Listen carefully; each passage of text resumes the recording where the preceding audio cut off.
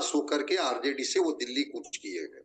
मैं थोड़ा चिराग जी को स्पष्ट कर दूं, कल उनके भाषण के लबोलुआब को देखेंगे तो वो एक तरह से आरजेडी को भी कोस रहे थे।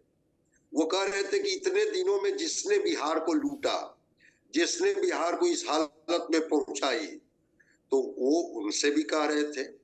और बीजेपी के जो हनुमान बने फिरते थे, तो जब सवाल उनसे पूछा गया तो उन्होंने कहा कि मैं तो जनता का हनुमान हूं, मैं किसी पार्टी का, किसी व्यक्ति का हनुमान कैसे हो सकता हूं। चिराग पासवान क्या अकेले चुनाव में जाएंगे, या जो 3 या 4 सीटों की बात की जा रही है उस पर वो लड़ेंगे? एक दूसरी बात, वो जो बगावती उम्मीदवार थे विधानसभा में, वो भारतीय जनता पार्टी के बगावती उम्मीदवार थे, जिसको चिराग ने अपना सिंबल और टिकट दे दिया था। बस चिराग यही किए थे, ताकत उनकी थी, उस बगावती उम्मीदवार की अपनी पकड़ थी लोगों के बीच में, और फिर जो परिणाम आया, और खास करके वहां पर वो उम्मीदवार के रूप में खड़ा किए जहां पर जेडीयू बतौर उम्मीदवार खड़ी थी।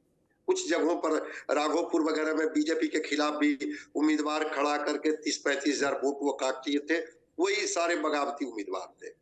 तो चिराग पासवान के पास वोट है, लेकिन ये भी सच्चाई है कि वफादारी के मामले में पशुपति कुमार पारस नीतीश कुमार की भी पसंद है और बीजेपी की भी पसंद है। वो बीजेपी के साथ भी खड़े रहे, नीतीश कुमार के साथ भी खड़े रहे। तो राजनीति में कभी कभी वफादारी की भी कीमत होती है।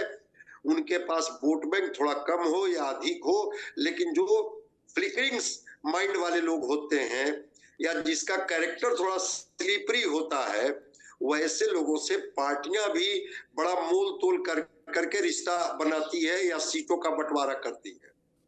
चिराग पासवान जी को भी यह समझाया गया है। इनके 2 कैंडिडेट तो तय नहीं कर पा रहे हैं।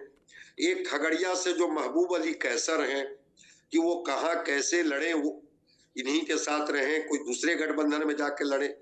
और एक बीना सिंह जो वैशाली से हैं, वो कभी थी पारस जी के साथ और फिर वो चिराग पासवान के साथ आ गई। तो प्रिंस राज और ये तो है ही जो चाचा भतीजा है। एक सूरजभान सिंह को लेकर के मैं बता रहा हूं। तो वहां पर चिराग को भी बीजेपी देख रही है। चिराग की भी ताकत तभी बनती है जब बीजेपी उनके साथ होती है, जेडीयू उनके साथ होती है। अकेले चिराग ऐसा कुछ नहीं है कि कोई करिश्मा कर देंगे और जितना ये बार्गेन कर रहे हैं सब कुछ बीजेपी मान करके और इनकी हर मांग को मान करके इनको सीटें दे देंगी। क्योंकि कल के भाषण के बाद लगा कि अब ये भी उस मूड में है कि अगर हमारी शर्तों पर बात नहीं हुई तो फिर हम एकला चलो की राह पर चलेंगे। तो ठीक है, लड़ लीजिए चुनाव, अकेले लड़ करके देख लीजिए अपनी ताकत कि आप कितनी ताकतवर हैं और कितनी ताकत आपके साथ नहीं है, पता चल जाएगा। लेकिन 4 सीटों के बारे में जो मेरी अपनी समझ है कि 4 सीटें चिराग पासवान को देने जा रही है एनडीए, और ये मानेंगे भी, और एक राज्यसभा की सीटें 5 तक जाकर के चीजों को एकोमोडेट करने की कोशिश की जाएगी। बाकी जेडीयू और बीजेपी और बाकी एक-एक सीट इन लोगों को दे करके एनडीए एकोमोडेट कर लेगी। जहां तक कांग्रेस की बात है, कांग्रेस 12 मांगे 14 मांगे, मांगने का पूरा अधिकार है, लेकिन एमएलसी चुनाव में एक खलबली तो है कि 19 एमएलए होने के बाद भी, ठीक है इनके 2 एमएलए उधर जाकर केजरी बेंच में, लेकिन अभी वो अपने किसी एमएलसी को वोट दे सकते थे।